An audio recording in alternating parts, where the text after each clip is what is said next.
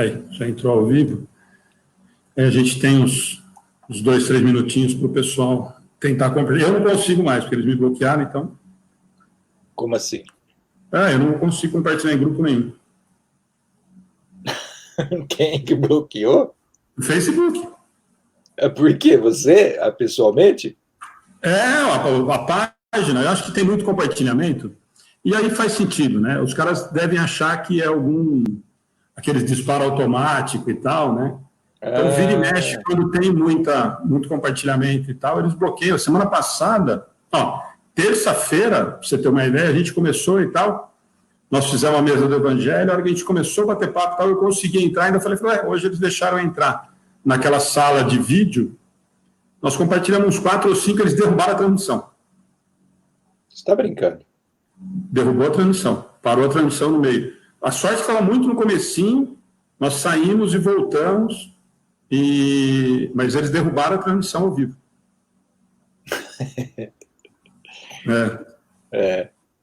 Fica esperto, não. Então, mas o duro é que, no fim, não é para você reclamar, né? Porque a gente vê tanta bobagem desse negócio de fake news, de compartilhamento em massa, todas essas palhaçadas que a gente vê, que no fim você tem que acabar concordando, né? Os caras criam um mecanismo para tentar evitar esse tipo de coisa. Né? Dá para...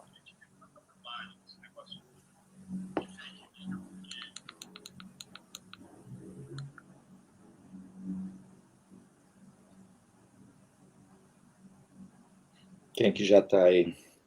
Já tem um monte de gente chegando. O Abraço tá aí já. A Dora está com a gente, Priscila. Dora, um abraço, Dora. Demore, Wilsinho, Priscila Mouto. Todo o pessoal já... A pessoa está entrando aí. Wilsinho, deixa que está ao vivo, eu vou aproveitar. O Vladimir acabou de mandar um áudio para mim a respeito do terno do Guto. E eu falei para ele, ele está ao vivo também, o Vladimir, vai estar com a gente também falando aqui. Eu também entrei, fala que eu entro na vaquinha, tá? Para comprar o terno para ele, para melhorar a imagem dele. Tá parecendo pastor naquela foto. Nada contra o pastor. Fala que se servir, eu tenho vários ternos seminovos aqui, que eu parei de advogar. Se bem que o Guto parece que é mais forte que eu. Eu tô velhinho, a massa muscular já está acabando.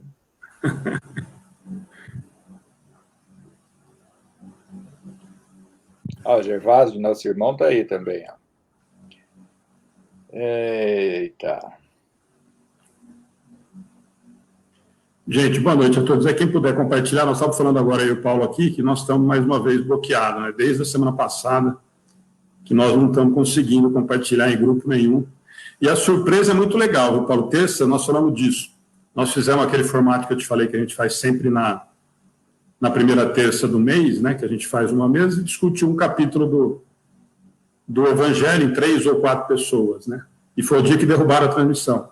E aí, sem compartilhar, foi uma surpresa tão legal, que foi um dos dias que deu mais gente assistindo ao vivo, comentando e tal. E é engraçado como o pessoal gostou desse formato da mesa, mais de um conversando, né? Os caras estão cansados de ficar com um só na frente da tela, né? O pessoal gosta bem mais desse formato. O formato de busca pelo conhecimento dialógico tem 3.500 anos, 2.500 anos. Sócrates era um cara espertíssimo. Bom, gente, deixa eu só ver se... Eu fiz uma bobagem e compartilhei errado, para ajudar. Gente, mais um minutinho só, nós já vamos iniciar. Só para...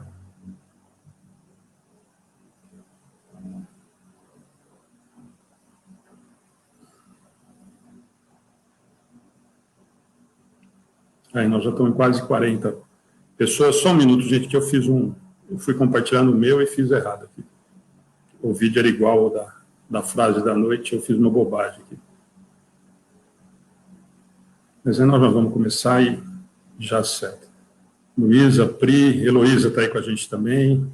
Maria João, lá de Portugal. Boa noite, Luísa. Ó, a Maria virou uma grande amiga nossa, Paulo, lá de Portugal, e fez uma parábola com a gente. Ah, que bênção. E 11h30 da noite, né, lá, tá? Já na hora tá com a gente aí dormindo, na hora de dormir tá com a gente aqui, ó. Mas dormir em Portugal agora cedo assim é um pecado. Deve estar começando a ficar friozinho lá, tá na hora de tomar um bom caldo.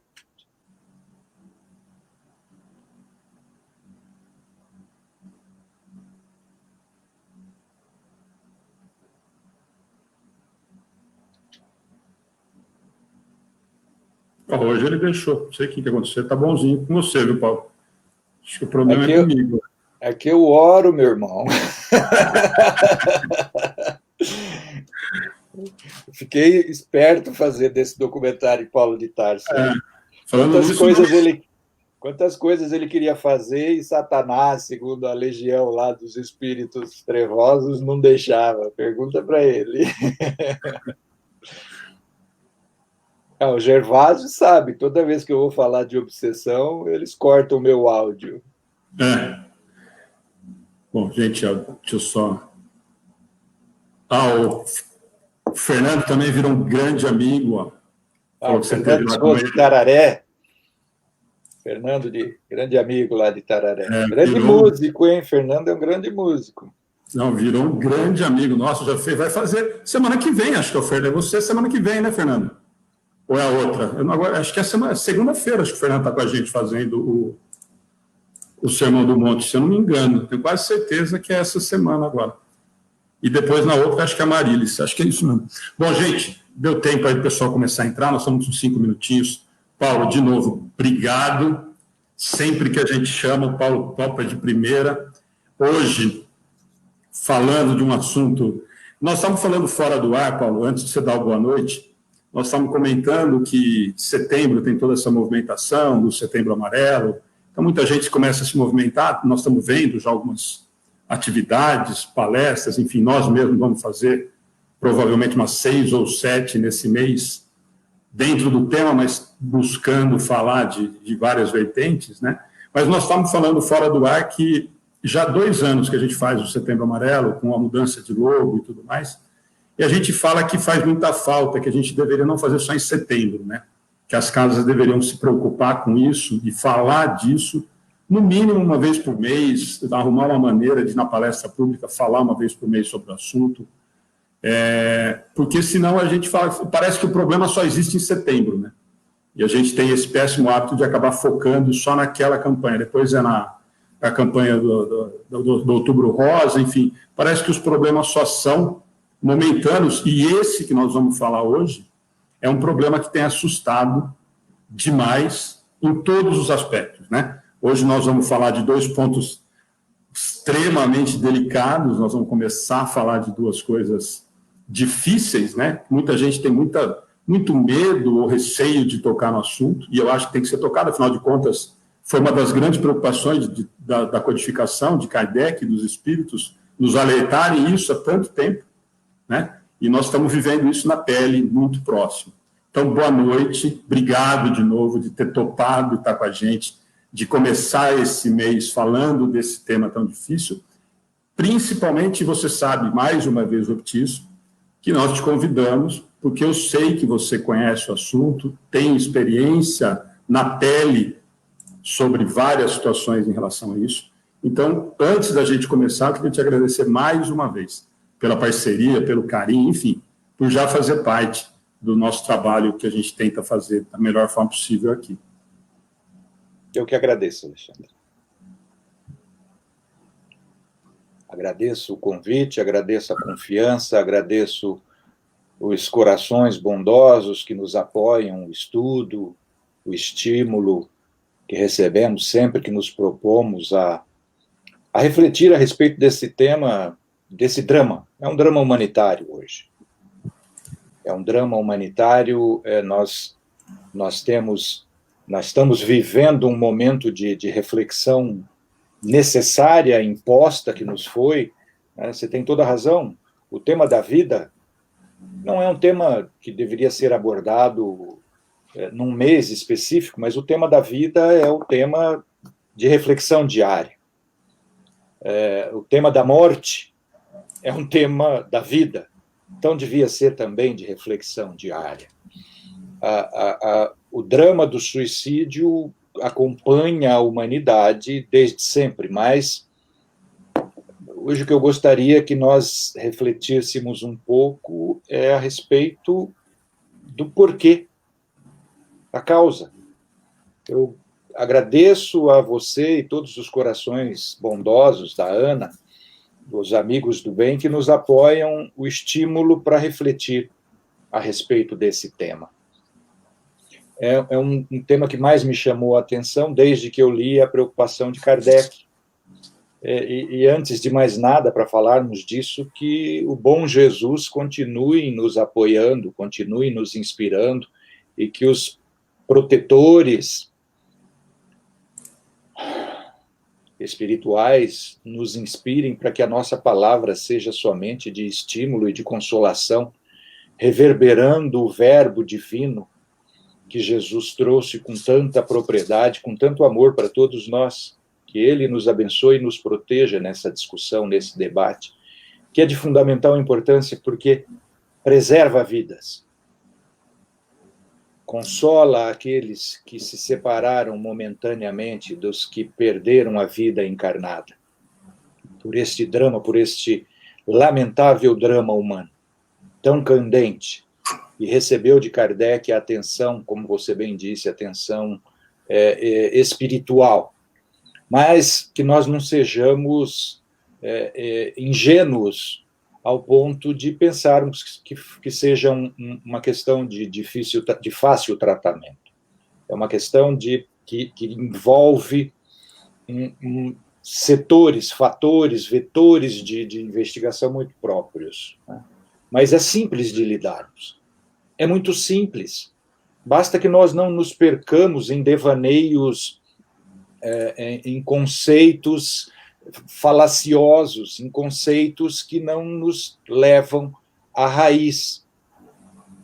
E é importante, é fundamental que nós tratemos esta demanda de esclarecimento deste tema, nessa questão, que nós não nos percamos em falaciosos argumentos e que vamos direto na causa do problema, na fonte. Por que Kardec tratou com tanto empenho essa questão? Esclarecer o combate ao materialismo, como você optou por esse tema com muita felicidade, por esse título. Porque o materialismo leva ao suicídio. E o que é o materialismo? O materialismo é a crença equívoca, errônea, mentirosa, mendaz, fruto de uma filosofia de morte, tão somente de morte, não no sentido espiritual, mas no sentido material, e é só isso que acontece no suicídio, fruto de uma filosofia nihilista, de uma filosofia materialista, que é a filosofia de Schopenhauer e a filosofia de Nietzsche, que foi agasalhada, foi acolhida integralmente, foi expropriada por Sigmund Freud, que criou o materialismo contemporâneo, que dominou as academias e as ciências, criando as ciências psiquiátricas, as ciências psicológicas, as ciências psicanalíticas, todas de vertente materialista, com base na filosofia de Friedrich Nietzsche, principalmente. E que foi objeto de combate específico de Kardec. Essa não é uma filosofia recente. O materialismo é a crença mentirosa de que viemos do nada e estamos aqui caminhando para o nada. Um nada espiritual, um nada consciencional. Materialismo, somos frutos exclusivamente da matéria. Esse é o maior erro hoje do pensamento contemporâneo, que fez com que Kardec dedicasse bom tempo de seus estudos, de sua aplicação na organização dos trabalhos dos espíritos. Por quê? Porque esse pensamento infeliz, mentiroso, leva ao suicídio.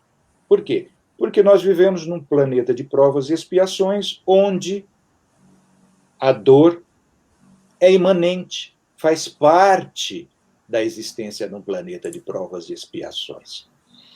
E o suicida foge da dor. Esse fugir da dor é o maior equívoco que ele pode cometer.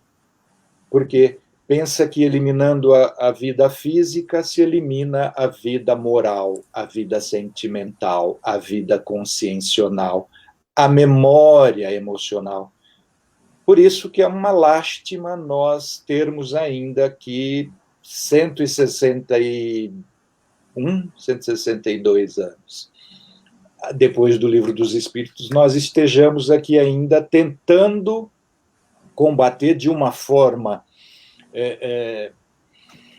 dramática, porque o momento é tão dramático quanto era o momento de Kardec. Né?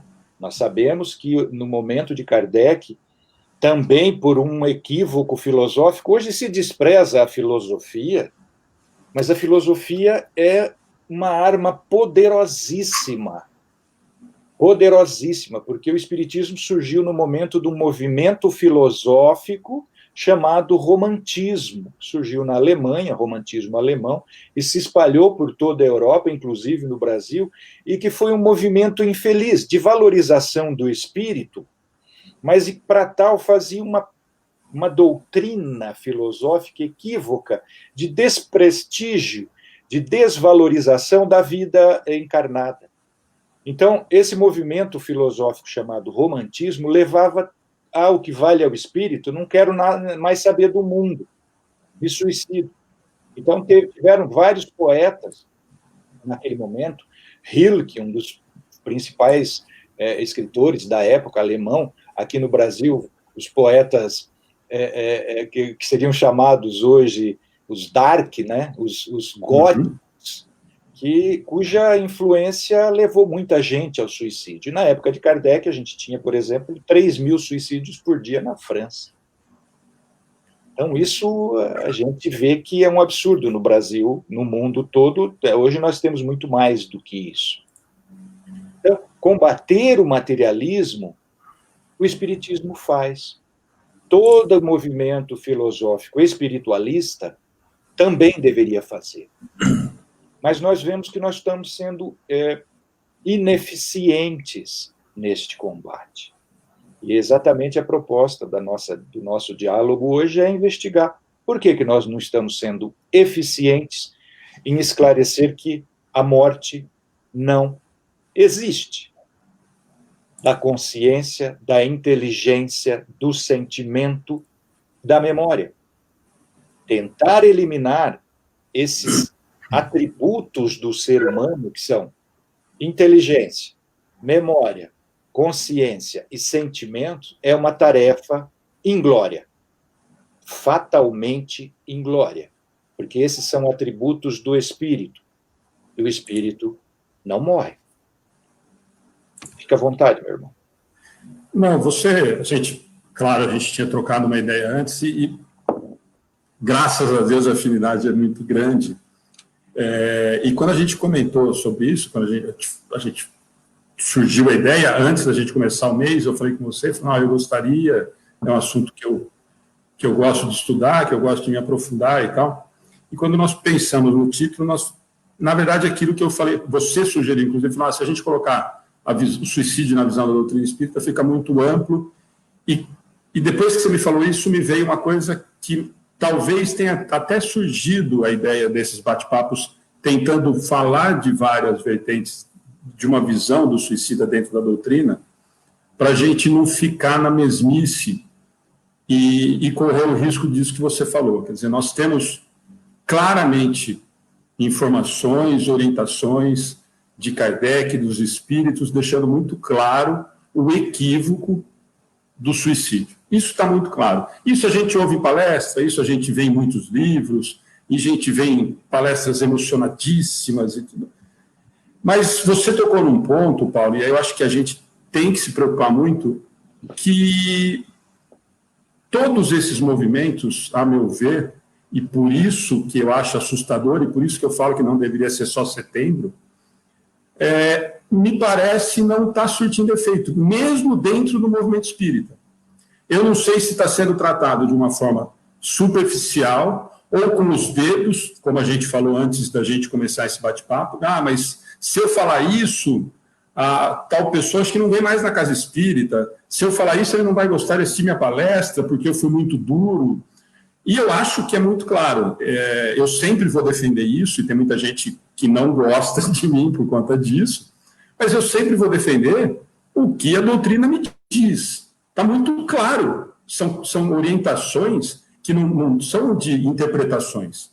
Eles nos deixam muito claro. Dentro do capítulo, para a gente começar, quando você sugeriu, na verdade, a gente falou desse combater o materialismo por leva ao suicídio, o item suicídio e loucura, dentro do Evangelho, olha o que ele está falando. E a gente trata de um problema tão sério, no meu modo humilde de ver, com muito dedo.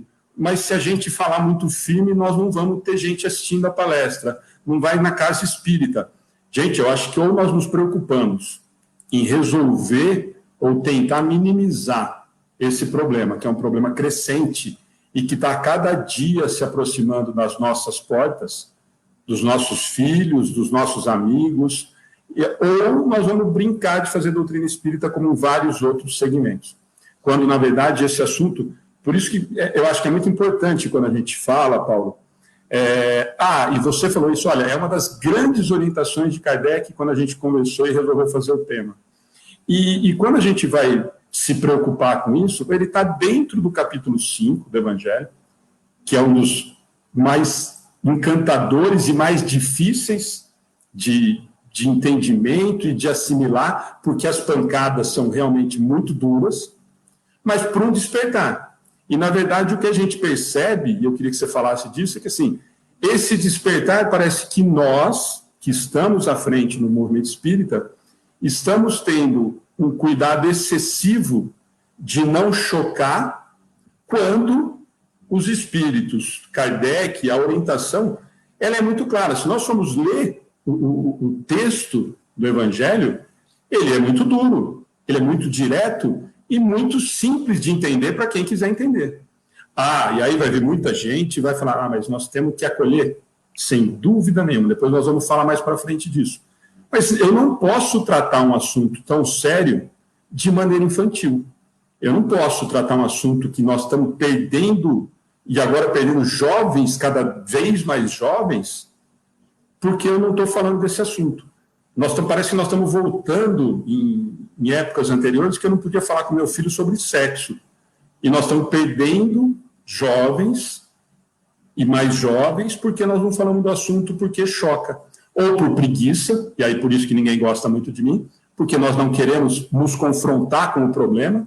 Na minha casa não vai acontecer, então é melhor eu não me meter nisso, porque eu vou ter que me preocupar e despender tempo para resolver o problema, vou ter que me aprofundar no assunto, então é melhor eu ficar no superficial e vamos falar disso, vamos fazer a campanha do Setembro Amarelo, vamos pôr o lacinho na camiseta, quando nós temos um material riquíssimo falando muito claro sobre o assunto. É por isso que eu falei para você, vamos tratar das causas.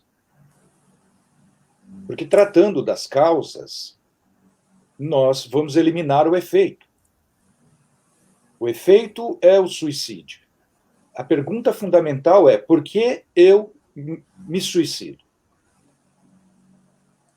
O fator dor, sofrimento, aflição é a base disso tudo.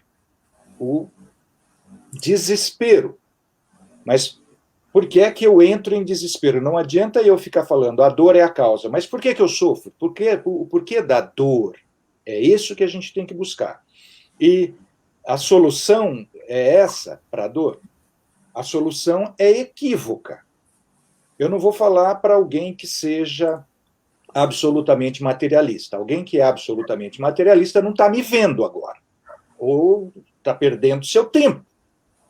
Nós estamos falando aqui para pessoas que são espiritualistas, independentemente se são espíritas ou não. E espiritualista é o católico, protestante, o budista, o shintoísta, alguém que se entenda para além da exclusiva matéria corporal.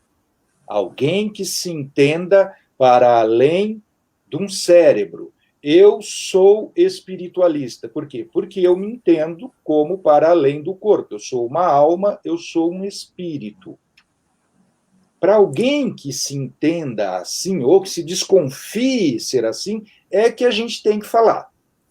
É para você que se entenda, que desconfie, não precisa estar absolutamente convencido disso, mas que desconfie que seja algo para além do corpo, é que a gente tem que falar agora. Porque se eu me entendo assim, como alguém para além do corpo, eu tenho que pensar que eu existia antes desse corpo e que vou sobreviver a este corpo, independentemente se eu creio ou não em reencarnação. Se eu sei da reencarnação, então o buraco é ainda muito mais embaixo. Mas vamos falar para o jovem. São raros os jovens hoje que têm absoluta consciência de ser um espírito reencarnado, a não ser aquele que nasceu num berço espírita, que, pelo que eu vejo, não é a maioria dos nossos amigos do bem. A maioria dos nossos amigos do bem são como eu. Fui católico, toquei e cantei na missa até 28 anos atrás, mas que já me sabia, me conhecia, ou desconfiava ser uma alma, ou, portanto, alguém para além do meu corpo. É assim que a gente tem que começar pensando na coisa. E alguém que pensa assim tem que pensar necessariamente, para não ser contraditório com a sua crença, que sentimento e memória não se encontram radicados no cérebro, como diz a ciência materialista, a filosofia materialista, a psicanálise materialista, a psiquiatria, a neurociência materialista. Porque se eu pensar assim, que eu sou emoções se encontram radicadas no meu cérebro e são devidas a impulsos ou desequilíbrio dos impulsos eletroquímicos dados no nível cerebral, vai fazer outra coisa agora, não assista a gente falando, porque não vai te convencer, não vai te ajudar em nada. Mas se você desconfia que você é uma alma, pelo amor de Deus, escuta. Se você tem alguma desconfiança que você é um espírito criado por Deus, porque não foram os nossos pais que nos criaram, se eu sou espiritualista, foi um ser que criou-me para além do meu corpo. O meu corpo foram meus pais que criaram, ainda que eu não os conhecesse. Mas eu sou, eu alma, eu espírito que a gente tem que falar. A causa se encontra aí. E se eu sou um espírito, eu tenho necessariamente que pensar que minhas emoções, meus sentimentos e as minhas memórias, ou seja, meus afetos, meus desafetos, não se encontram radicados no cérebro. Porque senão, minha irmãzinha, meu irmãozinho, 5 minutos depois que cessaram as minhas funções cerebrais, eu simplesmente não existo mais. E este pensamento equívoco, materialista, não se coaduna, não combina com alguém que se identifica com um ser que é alma, espírito. Porque para eu pensar assim, eu tenho que pensar que depois que o meu cérebro parar de funcionar, eu vou continuar com os meus afetos, meus desafetos, minhas memórias, meus sentimentos e minhas emoções. Portanto, se eu desconfio que isso vai acontecer comigo quando o meu corpo morrer, eu tenho que pensar que eu não vou morrer. Porque eu sou sentimentos, afetos, emoções e memórias. Isso são atributos, são acervos, são tesouros do espírito. Portanto, eu matando o meu corpo, eu não vou matar memória, eu não vou matar sentimento, eu não vou matar a dor. Quem é espírita sabe que, muito pelo contrário, eu matando o meu corpo, que primeiro, não fui eu quem fez, não fui eu quem gerou, não fui eu quem criou nada do meu corpo. Eu impulsionei enquanto consciência espiritual simplesmente a partenogênese, que é a primeira divisão da célula ovo, que começou a se multiplicar no ventre da minha mãe. Mas quem colaborou para que essa partenogênese fosse possível foi o pai biológico e a mãe biológica, para gerar uma célula ovo que, a partir da minha vontade espiritual, e a ciência não explica, ciências médicas não explicam a partenogênese, não dão conta de explicar por que uma célula ovo, a partir do espermatozoide e do óvulo, vira uma célula que começa a se replicar, multiplicar e vira o meu corpo. Por quê? Porque a ciência materialista não trata da vontade. Por quê? Porque vontade é um atributo do ser essencial. Vontade é um atributo vital do espírito.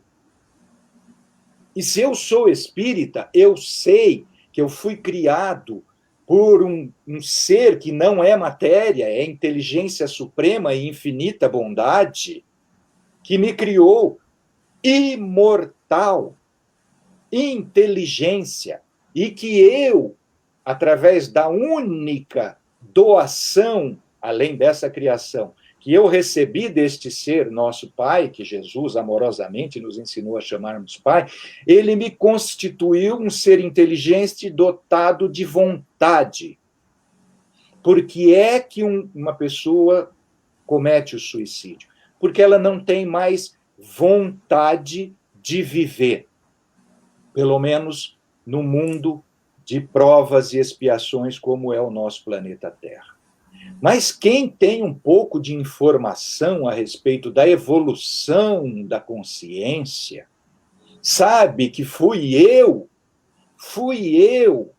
co-criador com o Pai, que fiz promover a evolução da matéria no mundo.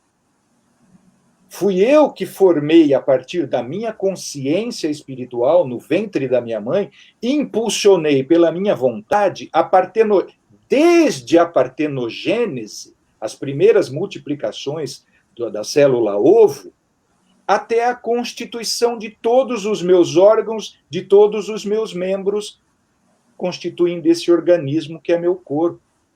Então, quem desiste da vida não tem mais vontade de continuar biologicamente vivo, porque intelectual, emocional, sentimental e mnemonicamente, memória, vai continuar vivo mesmo que o seu corpo orgânico esteja aniquilado pelo ato triste, equívoco, infeliz do suicídio. E onde eu vou adquirir vontade para continuar vivendo, mesmo com todo o meu drama, mesmo que eu tenha todos os motivos para querer desistir da vida? Vontade é o que eu sou. Vontade é o que eu me fiz, porque eu era simplesmente um ser inteligente, sem nenhuma consciência, sem nenhuma memória, e eu me fiz, existência após existência, desde o átomo até o arcanjo, que por sua vez foi átomo. Esta é a nossa história de vida. Nós já passamos por todos os reinos da natureza, estagiando no mineral, aprendendo a nos movimentar no vegetal, começando a ter alguma emoção no animal inferior e despertando para a consciência espiritual no ser hominal, no ser humano. Eu me fiz, não foi Deus quem me fez inteligência, instinto, consciência. Fui eu quem me fiz, como todos nós nos fizemos, a partir do impulso originário, da criação originária do Pai. Então, um ser que fez-se integralmente como nós nos fizemos, vontade já livre, saindo da animalidade instintiva, animal, individualizando o nosso sentimento e tornando-nos consciências, não conseguiríamos vencer a falta de vontade de continuarmos aprendendo aqui? Aprendendo a quê? O único objetivo da existência, encarnados, o único objetivo da vida, porque da vida desencarnada também, é aprender a amar. Mas como eu vou aprender a amar se eu nunca tive amor aqui? Aí é que entra a consciência, a consolação do Espiritismo, que aí supera as informações de todas as demais religiões. Eu digo todas, inclusive o budismo tibetano, o budismo zen, budismo, hinduísmo, porque não tem a luz, não tem essas filosofias e essas religiões orientais, apesar de reencarnacionistas, não tem o esclarecimento pleno do que eu vim fazer aqui. Porque essa é a pergunta fundamental de quem quer eliminar a vida. O que é que eu estou fazendo aqui? Aqui é só dor. E quanto mais tempo eu fico aqui, mais eu sofro. Só louco. Não é à toa que Kardec colocou esse tema no Livro dos Espíritos, o suicídio, penas e gozos, né, futuros. E no capítulo do Evangelho segundo o Espiritismo, o suicídio e a loucura. Por que loucura? Porque não ter conhecimento dessa nossa história de vida, mas de vida plena, que Jesus veio nos trazer. Eu vim para que todos tenham vida, mas vida plena. Este é o objetivo. Não conhecer isso e pregar o contrário, isso é loucura. Isso é a loucura. Então, como o Alexandre falou, não fiquemos dourando a pílula, tratando, como Paulo de Tarso falou para a comunidade de Coríntios, escuta, vocês estão correndo atrás de conhecimento humano, sabedoria humana? Não existe sabedoria humana, existe conhecimento. Sabedoria é só que vem da cruz. E sabedoria é da cruz. Se é para ficar tratando vocês como crianças, eu fiz isso. Eu lhes dei leite, porque vocês não tinham estômago ainda desenvolvido para receber alimento de gente grande. Mas isso foi há 2000 anos atrás. Isso foi há 2000 anos atrás. Nós não somos mais crianças espirituais. Nós temos que receber alimento de adulto, porque é nos tornando adultos espirituais, enfrentando os nossos dramas espirituais, enfrentando as nossas dores morais, as nossas angústias, com o conhecimento de que somos espíritos. Se eu tenho só a desconfiança disso, compete a mim estudar um pouco mais das religiões que nos informam a respeito disso. E que a doutrina espírita ainda é a que tem mais acervo de informações a esse respeito. Para que possamos nos enxergar, como Paulo falou. Eu hoje ainda vejo como menino, mas um dia eu vou crescer e vou enxergar face a face o meu Criador. Vou conhecê-lo como ele me conhece. E aí eu vou saber a causa das minhas dores atuais. Porque se eu já me investigo assim, como um ser infinito, e busco nesta existência que vai do berço até a UTI do hospital, se eu busco as causas da minha dor e do meu sofrimento neste ínfimo espaço e tempo do ser espírito infinito que eu sou, e não encontro a causa da minha dor nesse espaçozinho de tempo e ambiente terreno que eu vivo hoje, não encontro a causa do porquê do meu sofrimento, é porque, se na natureza tudo existe uma causa, não existe nada que não seja causado, não existe nada de matéria ou de sentimento, espírito, portanto, no universo que não tenha uma causa, se eu não encontro a causa do meu sofrimento nesta existência, eu tenho que ampliar o meu campo de investigação. Se encontra em existências passadas. Fala alguma coisa, Alexandre. Não, Paulo, eu acho que é perfeita essa visão, e eu gosto muito, e a gente, antes disso, nós conversamos que ia dar problema, né?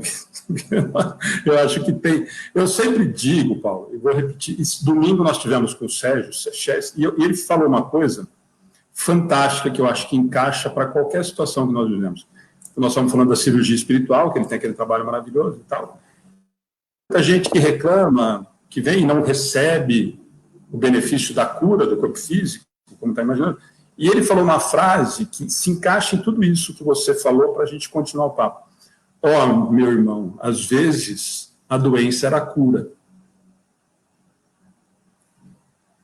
Me chocou muito, uma coisa simples, mas ele falou, olha, muitas vezes a doença era a cura. Depois ele até citou, mas assim, fica como reflexão. Mas eu acho que você começou o assunto, Paulo, e é extremamente importante, por isso que eu falo que me preocupa demais em relação a como a gente vem abordando o tema, como a gente vem tateando para ter muito dedo, muito cuidado, para que não... Nossa, mas se a gente falar dessa maneira, aí a pessoa vai se suicidar mesmo. E você vai falar de que jeito? Nós vamos falar do quê? Então, nós não vamos falar de doutrina espírita, beleza? Vamos falar de outra coisa? Vamos falar dos filmes que estão passando no Netflix, vamos pegar um jogo aí para a gente ver, pegar um futebol, vamos mudar de rumo, porque se nós não podemos falar sobre esse assunto, é melhor não. E duas coisas importantíssimas para a gente só lembrar, eu sempre falo que a gente, muitas vezes, né, nós escutamos esse assunto e as pessoas rodeando, olha, pega lá o livro do Divaldo, aí eu pego o livro do Adeilson, fez um livro fantástico de jovens, vossos jovens profetizarão, uma história real de 3 amigos, meninos. Mas fica muito claro, né, Paulo? Eu acho que para todos, principalmente para quem tenta se aprofundar um pouquinho na doutrina, e não precisa se aprofundar na doutrina, eu acho que para quem olha é muito claro. Eu me mato para matar o problema. Eu mato para parar de sofrer. Eu mato para resolver aquilo que está me incomodando. Eu não quero mais passar por aquilo, eu simplesmente desisto. Eu não quero mais. Eu não quero mais passar por isso. E aí a doutrina espírita vem e fala assim, dançou. Nossa, por quê? Porque você não acabou. Você criou mais alguns problemas. E isso me parece que nós estamos tendo uma dificuldade tão grande, mas tão grande de falar isso abertamente, que me incomoda demais. Olha, você está pensando em cometer esse ato? Olha, as consequências são essas, do que a doutrina nos deu de mão beijada, nos ofereceu desenhado quase. Essas são as consequências do ato que você vai tomar. Nossa, mas então agora que eu vou... Não, então, essas são as consequências. Vamos tentar, como você disse agora há pouquinho, vamos tentar descobrir qual é a causa. O que está fazendo esse desânimo? E aí eu sempre digo que a gente tem que lembrar sempre assim, ó, o palestrante, dirigente, eu acho que as pessoas estão deixando de lado, mas tão de lado Kardec, usando um monte de outras literaturas que dizem subsidiárias, pode usar o nome bonito que quiser dizer, mas todas essas pessoas que falam sem essa base de Kardec, ou quando eu escuto as bobagens do Pentateuco de Kardec, e aí ninguém lembra que tem 32 revistas espíritas, que tem mais uns trilhão de informações, eu me prendo a frases de Facebook, a frases de autoajuda, de escritores de autoajuda que se dizem espíritas ou espiritualistas, e esqueço do básico, do simples que a doutrina me oferece.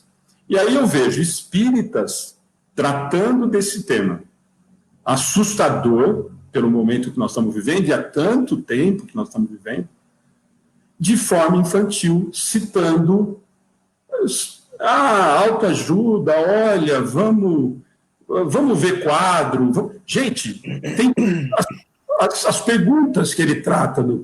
A 943, ele faz uma pergunta simples, né? De onde vem o desgosto pela vida que apodera de certos indivíduos sem motivos que o justifiquem? E a resposta, se você falar isso, vão ligar aqui no atendimento fraterno, vocês estão malucos, vocês não podem falar isso. Não, mas não é o Alexandre nem o Paulo. Isso foi a espiritualidade que respondeu. Efeito da ociosidade, da falta de fé e, muitas vezes, da saciedade. Nossa!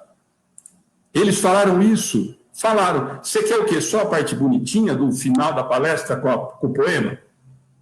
Ou nós vamos realmente entender, tentar estudar e aprofundar coisas simples, Paulo?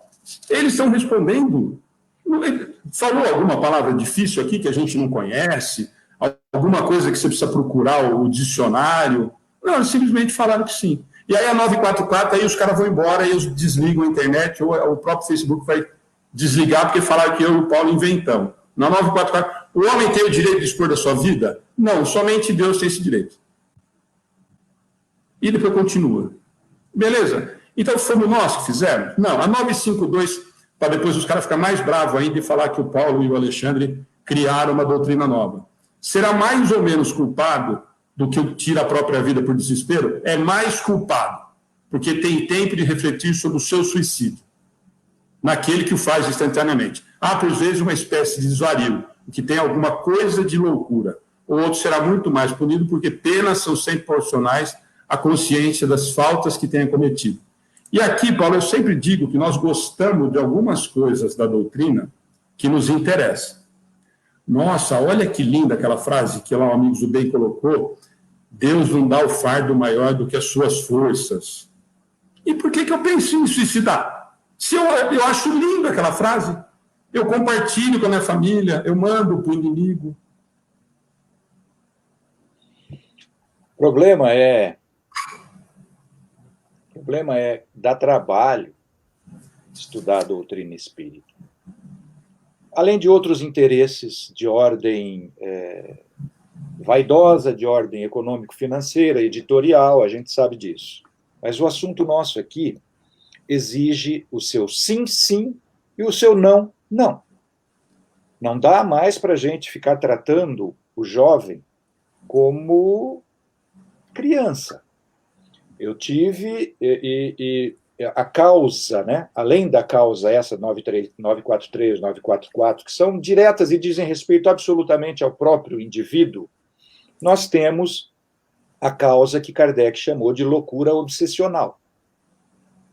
Que Bezerra de Menezes, que é outro desprezado, além do Kardec hoje, escreveu um livro inteiro chamado A Loucura sob Novo Prisma.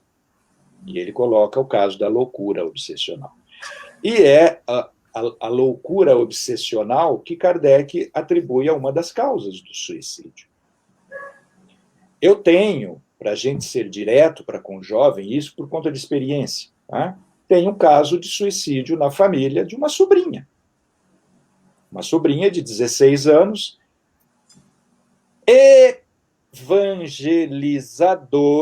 evangelizadora de 2 casas espíritas, criada desde o colo da minha irmã em 2 casas espíritas. Pode espantar, mas como um espírita se suicida? Qual é o país hoje que tem o maior índice de suicídio no mundo? É o mesmo país onde toda a população sabe-se que é um espírito reencarnado, que é a Índia. A Índia tem o maior índice de suicídio hoje, o maior índice de estupro contra as mulheres, o maior índice de violência é na Índia. E todos lá sabem, desde criancinha, que é um espírito reencarnado. Ou seja, quando você diz o espiritismo não está resolvendo o problema do suicídio, por quê? Porque está sendo abordado, como você bem acabou de falar, em questões de espiritualismo, autoajuda. Estão tratando o câncer hoje com um melhoral infantil. Tem melhoral infantil ainda? Dora. Perguntar para Dora, minha amiga. Ainda tem melhoral infantil? Entendeu? Depois desse episódio com a minha sobrinha, eu fiquei pensando, mas por quê? E aí, evidentemente, caí na loucura obsessional, no domínio da vontade. Porque quem perde a vontade, esse atributo essencial como espírito, que viemos construindo desde o instinto, a mera força cega, e transformamos numa vontade livre, quem perde a vontade, perde a liberdade. Quem perde a sua liberdade se torna joguete na mão dos outros. Por isso que Kardec coloca no Livro dos Espíritos o suicídio impulsionado por outro, estimulado por outro. Esse outro não necessariamente tem que ser o Friedrich Nietzsche, o filósofo materialista. Não. Nós estamos cercados constantemente por uma nuvem de testemunhas, como disse dessa metáfora maravilhosa o apóstolo Paulo, que o Espiritismo veio esclarecer à luz solar do meio-dia. Pergunta 400... Responde para mim, Alexandre. Pergunta 459 do Livro dos Espíritos. Do que se trata? 459. Influenciam os espíritos. Na maioria das vezes, eles nos conduzem. Influenciam os espíritos nos nossos pensamentos, nas nossas palavras e nos nossos atos, né? A resposta é essa que o Alexandre deu. A maioria das vezes são eles que nos conduzem. Ou seja, o que nós pensamos ser pensamento nosso, porque nossa ação se inicia, aparentemente, num pensamento. Mas esse pensamento é gerado a partir de um sentimento. É mais profundo.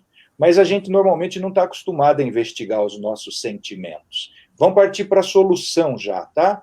Descobrimos uma das causas, a angústia, o desespero, a vaidade, como o Alexandre foi sutil, os espíritos foram sutis, né? A vaidade, o orgulho é que nos levam, segundo a 943, 944 e seguintes do Livro dos Espíritos. O comodismo, a preguiça, a falta de vontade. E vamos entrar agora na segunda parte. E isso eu tenho certeza que a maioria dos nossos amigos do bem não vão saber responder. Sabemos a 459 na ponta da língua. Os espíritos nos influenciam de tal modo que o que a gente pensa que é pensamento nosso, via de regra, de ordinário é o termo que Kardec colocou, são eles que nos dirigem. O grande equívoco nosso, quando lemos essa pergunta, é pensarmos que, porque eram espíritos superiores que estavam ditando essas respostas, eles estão falando ali da direção que nós sofremos de espíritos superiores. Basta a gente ter um pouquinho mais de determinação e avançarmos no mesmo capítulo 9, se não me falha a memória, do Evangelho, do Livro dos Espíritos, na pergunta 471. 471, Kardec pergunta sobre síndrome do pânico, transtorno obsessivo-compulsivo e depressão. Kardec pergunta das causas disso ali, quando ele fala na 471. Quando sentimos uma angústia injustificável e uma ansiedade sem causa, qualquer diagnóstico hoje de síndrome do pânico, transtorno obsessivo-compulsivo, depressão, constam esses dois sintomas, angústia e ansiedade sem causa definitiva, sem causa definida. Eu devo atribuir, e aí transportando, atualizando o léxico do Kardec, o Kardec pergunta, eu devo atribuir a uma causa orgânica? Vamos traduzir para hoje. Eu devo atribuir essa angústia, essa ansiedade sem causas, à deficiência dos neurotransmissores meus? E a resposta dos espíritos qual é? Dentro do mesmo capítulo da 459. Normalmente, angústia sem causa concreta, ansiedade incontrolável são efeitos do contato que mantivestes com os espíritos ao seu redor, espíritos doentes. E aí, esta é a causa da loucura obsessional, porque depois, Deus é tão bom, Deus é tão misericordioso, que depois do caso da minha sobrinha, eu trabalhando no atendimento fraterno da casa espírita que eu frequentava, caíram nas minhas mãos, duas jovens, basicamente da mesma idade, um pouquinho mais velhas, de 18, outra de 19 anos, que já estavam se mutilando, transtorno obsessivo compulsivo. Uma já tinha tentado suicídio, graças a Deus, infrutíferamente, 2 vezes, e caíram nas minhas mãos para eu atendê-las. E duas famílias distintas. E aí, Alexandre, você tem toda a razão, porque eu fui crucificado porque falei para essas meninas o que fala a pergunta 459, a pergunta 471 do Livro dos Espíritos. Obsessão virou tabu no Espiritismo. Não se pode falar de obsessão, quando o conhecimento da obsessão nada mais é do que o conhecimento da sua própria vida.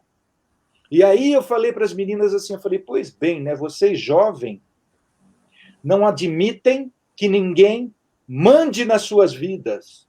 Pai não pode mandar na sua vida, mãe não pode mandar na sua vida, tutor, curador, ninguém pode mandar na sua vida.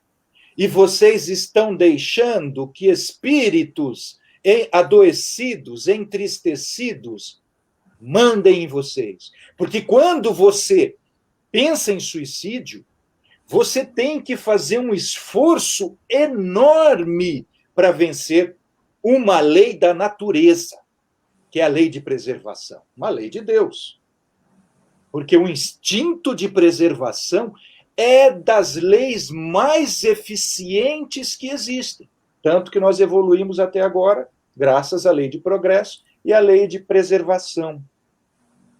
A obsessão espiritual é tão grave que ela faz com que você está perdendo a sua vontade, e você perdendo a sua vontade, você está perdendo o signo característico do espírito.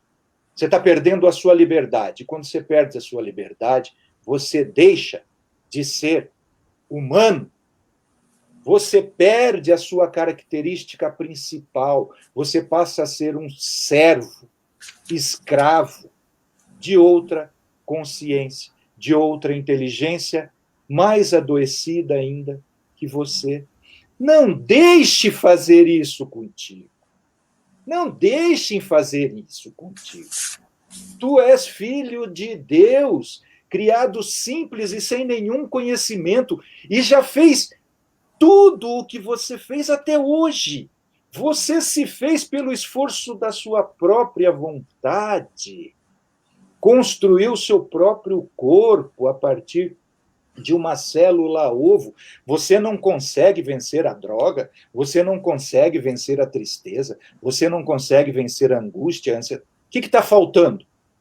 O que te falta neste momento?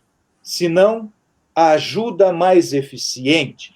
E qual é a ajuda mais eficiente que eu tenho para esse momento em que eu não consigo mais cuidar de mim mesmo?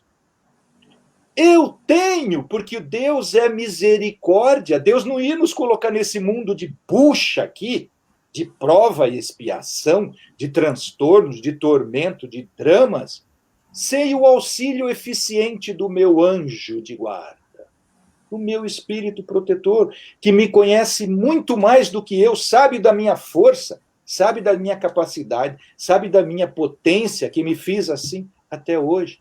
Agora, o que me falta para acessar essa força?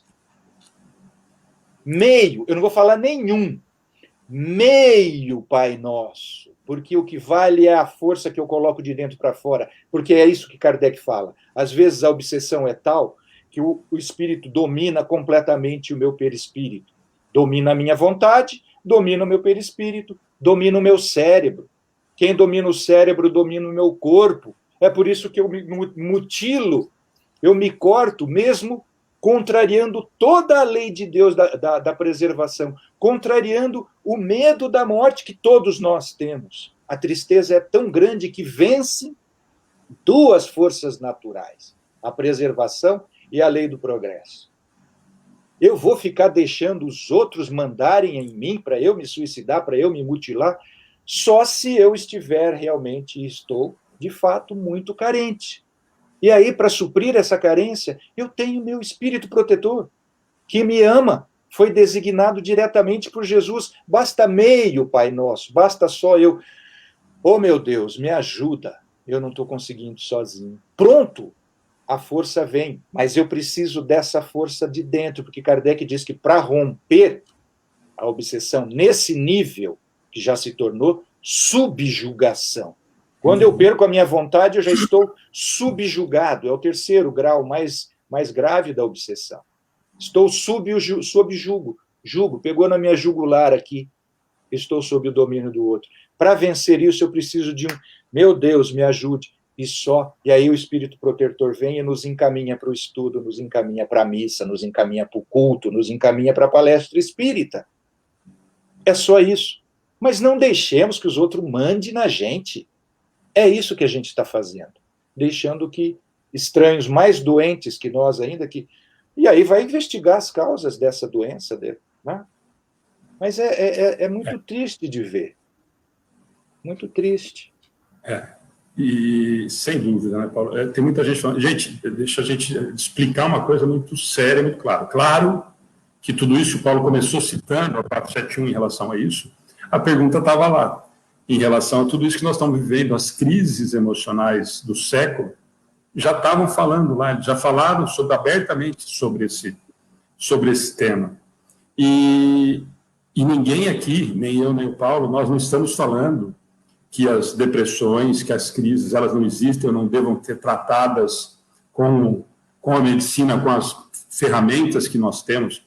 O que tem, e nós sabíamos, nós conversamos isso ontem, e a tentativa desse bate-papo, principalmente entrar nessa questão da obsessão, que muita gente tem, como a gente conversou no começo, dedos para falar, como se não pudéssemos tocar no assunto, que é um assunto extremamente inerente à doutrina espírita. Nós falamos isso o tempo todo. Por que nós não vamos falar nesse caso tão sério e tão importante? Então, eu acho que o Edmilson comentou, mas muitas vezes nós colocamos a culpa no outro. Edmilson, esse ponto que o Paulo chegou a justificar agora, aí nós passamos desse ponto de pôr a culpa no outro. O outro já está dominando as minhas ações. Ele já está dominando as minhas vontades. Então, nesse momento, eu nem consigo mais colocar uma culpa em ninguém. O que nós fazemos naturalmente, que nós falamos disso quarta-feira, por isso que ele está tocando no assunto, quando nós falamos do justificar, do terceirizar as minhas culpas, os meus medos, isso nós fazemos diariamente. Isso nós fazemos o tempo todo. Eu não vou no centro porque... Não, você não vai porque você não quer. Você não melhora porque você não quer. Você não sai da situação porque você não quer. Isso também a doutrina deixa muito claro. E continua na mesma linha. Nós estamos ficando com medo de falar disso, porque senão nós vamos perder seguidores. E a doutrina espírita nunca esteve preocupada com o seguidor. Ou pelo menos não deveria estar. Nós temos que tentar passar o que a doutrina nos deixou de muito claro. Então, nesse aspecto, nós somos dessa maneira. Nós justificamos os nossos equívocos, nós justificamos as nossas preguiças, como está lá na questão do Livro dos Espíritos, nós falamos agora há pouquinho. É ociosidade, é preguiça. Eles falaram com todas as letras, eles não deram volta. Então, claro, a Elza também comentou agora, nós não podemos jamais desprezar alguém que está passando por um momento desse, porque realmente é muito mais próximo do suicídio. Elza, é claro que não. As casas espíritas deveriam estar sempre de portas abertas, aliás, qualquer lugar, para todos esses tipos de preocupações, de doenças, e esse é o mais sério. Então, é claro que nós temos que ter esse cuidado. Mas o que nós precisamos ter o cuidado, e o bate-papo de hoje, a ideia era justamente a gente falar sobre, primeiro, esse tema, combater o materialismo, e depois nós traçarmos essa ideia, ou falarmos de obsessão em relação ao suicídio, porque ninguém fala disso, gente. Ninguém fala. Pode falar, Paulo, depois eu continuo. É o Edmilson Zanon, nosso irmão, que fez a colocação. Edmilson, você quer ver como que a coisa é tratada de uma forma equívoca? Não se trata de atribuir ao outro a exclusividade da culpa. Se eu sofro obsessão, não existe injustiça na lei de Deus. Primeiro ponto. Não existe injustiça na lei de Deus. Se Deus permite que isso aconteça, Kardec tem essa pergunta. Por que Deus permite que eu sofra obsessão? Então, a obsessão é uma realidade. nós vivemos cercados num oceano de consciências. Isso daí é a realidade. Não nos iludamos. Em segundo lugar, a gente ignorando essa realidade, olha como a situação é tão grave que a gente acaba caindo em contradição. Eu ignorando a obsessão, eu perco a oportunidade de me tratar e de tratar o obsessor fazendo caridade. Eu perco a oportunidade de me modificar e, ao mesmo tempo, dar exemplo para ele, confirmando para ele que eu estou modificando e que ele também é capaz de modificar os seus sentimentos. Então, a gente simplesmente tentando tapar o sol com a peneira, a gente fica omisso em relação à prática da própria caridade. Porque cuidar de si mesmo, amar a si mesmo, é a primeira condição da lei de amor. Amar a Deus sobre todas as coisas e ao próximo como a si mesmo. Se eu não me conheço como tal, eu não vou me amar. Se eu não me amar, eu não vou amar a Deus que me criou. Se eu não amar a mim e a Deus, como é que eu vou cumprir a terceira parte? Então, é um equívoco genérico, um equívoco geral a gente esquecer, simplesmente ignorar essa realidade. Agora você tem que perguntar para quem interessa ignorar essa realidade. A dona Ivone Pereira do Amaral fez essa pergunta. Para quem mais interessa, é outro grande estandarte do Espiritismo que a gente simplesmente deixou de lado, como o Dr. Bezerra de Menezes nessa questão. A dona Ivone é muito clara. Aos obsessores, e só aos obsessores interessa ignorar essa realidade da humanidade. Porque eles não evoluem, e essa é a pergunta do Kardec. Por que eles fazem isso? Por que os obsessores fazem isso? A resposta dos espíritos é absolutamente clara para nós. Inveja. Eles não têm coragem de vir para o mundo dos encarnados, portanto, não evoluem e não querem que a gente evolua. E, por fim, para voltar objetivamente para o tema suicídio, por que eles induzem-nos tanto ao suicídio? Porque é a pior maneira de nós deixarmos esta existência. Por quê? Porque o remorso para o suicida é enorme. Como a gente falou, não criei a própria vida. Aliás, o ser humano não cria nada, o ser humano só copia, replica. O ser humano não cria vida. O ser humano é incapaz de criar 1 metro cúbico de oxigênio e um copo d'água. E o suicida, quando se depara com a sua vida plena espiritual, vem o remorso. E aí, remorso por quê? Porque é a maior ingratidão. Vamos ser francos. É a maior ingratidão para com o Criador. E aí a gente não se perdoa. E a gente sabe que esse estado de depressão, para quem não se perdoa, piora definitivamente. E aí eles ganham-nos a consciência de uma forma muito mais triste, muito mais dura. Então, não falar disso, como o Alexandre diz, interessa muito a eles. Perfeito, Paulo. E só lembrando, tem 2 coisas que eu deixei para a gente guardar para o final.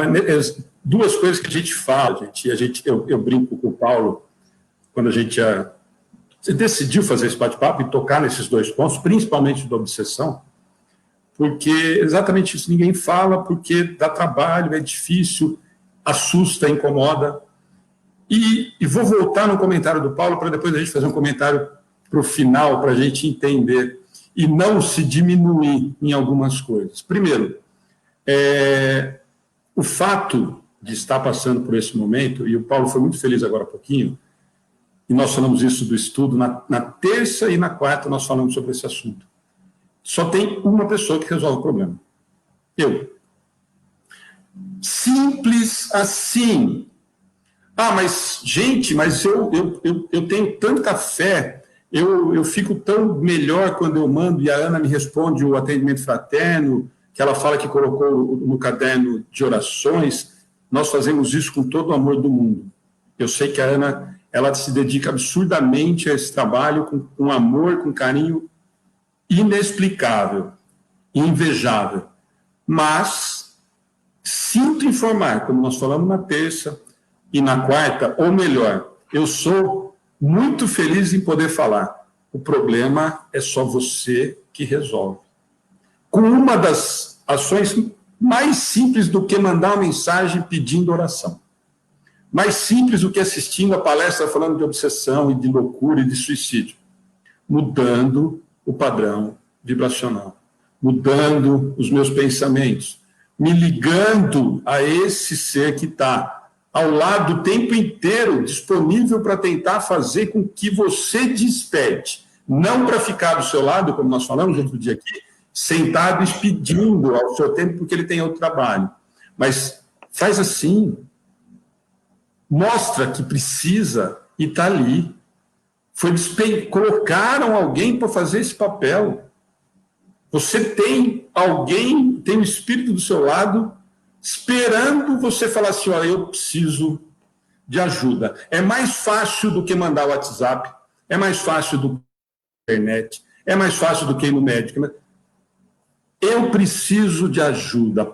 Pai, não está dando. E a hora que eu falar, pai, não está dando, não estou dando, eu vou me matar. Não está dando e eu preciso de força para andar. Eu preciso resolver esse grande problema. Agora, como é que eu faço? Simples assim.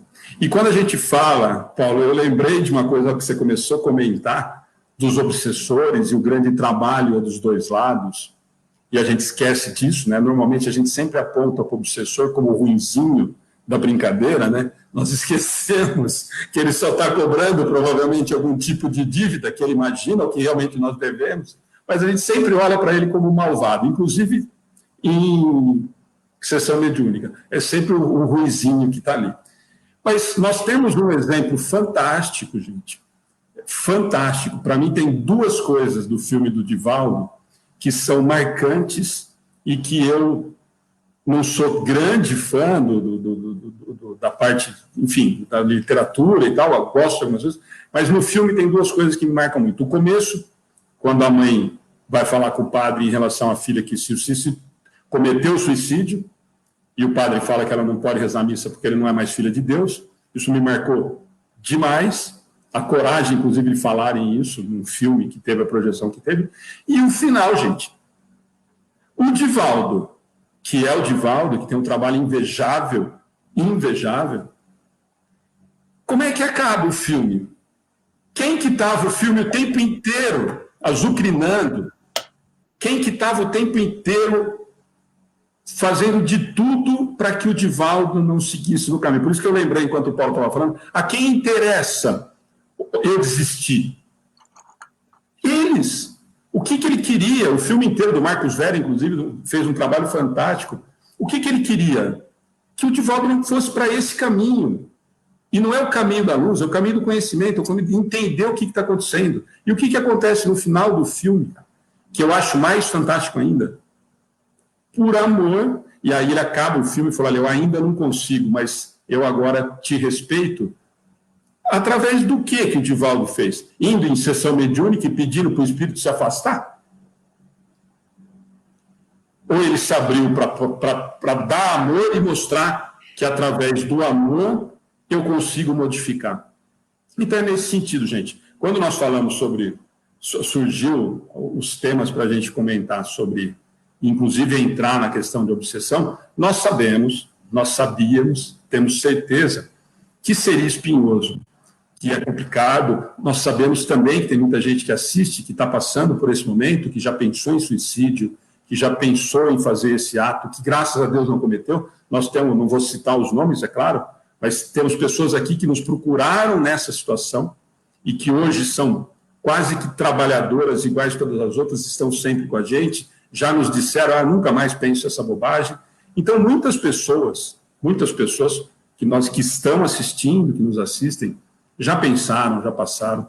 Mas a ideia, gente, não é agredir ou diminuir a dor de ninguém, ou não dar importância para a dor que cada um está sentindo, porque cada um sabe o tamanho da dor. Cada um sabe exatamente aonde dói, como que eu lido com isso, e às vezes realmente dá a sensação que não vai dar, que eu não vou ter força, mas aí vamos lembrar das frasezinhas de Facebook. que a gente acha bonitinha quando a gente manda para os outros, o fardo dá. Se ele mandou, se é nosso, dá. Então acreditemos nisso. Se nós acreditamos em tanta coisa que Jesus veio deixar claro para a gente, por que nós esquecemos na hora do desespero, na hora do pega para capar de verdade, nós não lembramos de várias coisas que ele não falou nesse sentido. Então, dá sim. Então, eu quero muito que vocês entendam, para o Paulo encerrar para a gente, que a ideia de falar, principalmente nessa vertente de obsessão, está lá no Livro dos Espíritos, está no Evangelho, isso é muito claro para quem quiser aprofundar, nós falamos aqui de algumas questões.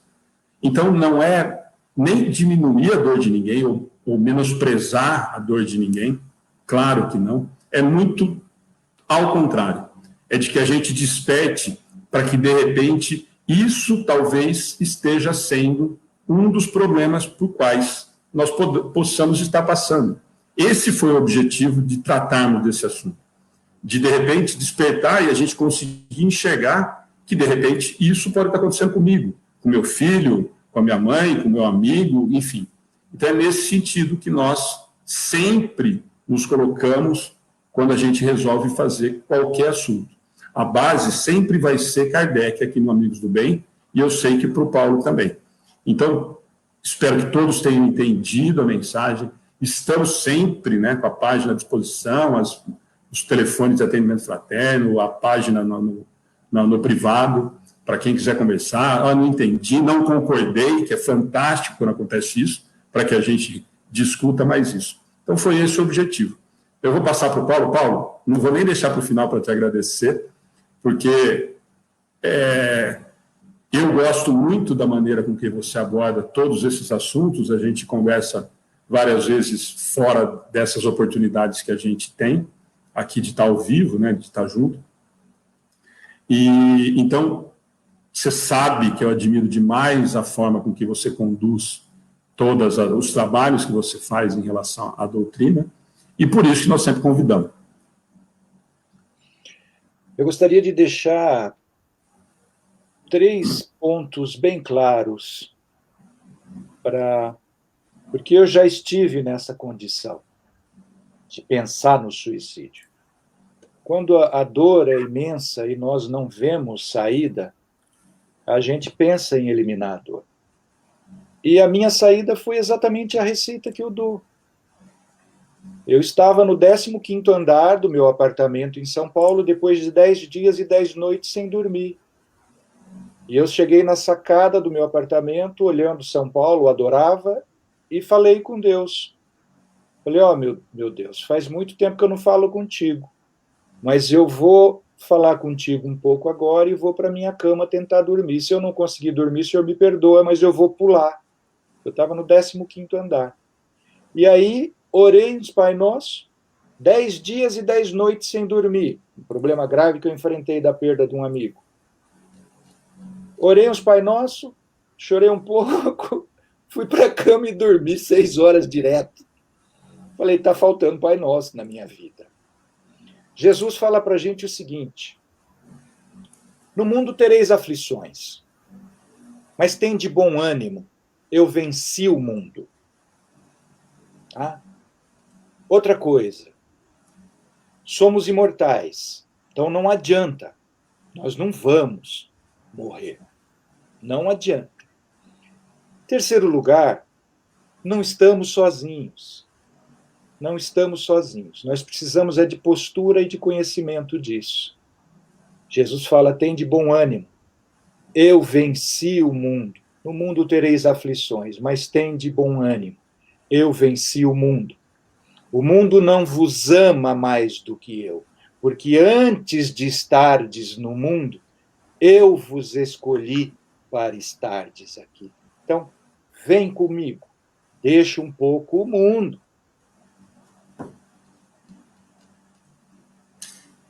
Gente, mais uma vez, tem algumas pessoas que fizeram algumas perguntas que a gente sempre fala, não dá para colocar todas, a gente nem fazer o bate-papo como a gente faz no estudo, porque senão a gente não consegue, nem a gente já passa do horário normalmente. Então, Então, quem tiver alguma dúvida, como eu falei, gente, até respondi agora para alguém aí, que eu vi o nome, não vou lembrar o nome, da gente comentando, a Lourdes. Lourdes, depois entra na página, na mensagem da página, que a gente tenta responder por lá, com certeza. Tá bom? Paulo, bom final de semana, obrigado de novo. Obrigado, irmão. Amanhã estamos no último episódio da Paulo. Amanhã termina, e depois, só lembrando que depois nós vamos bater papo sobre isso.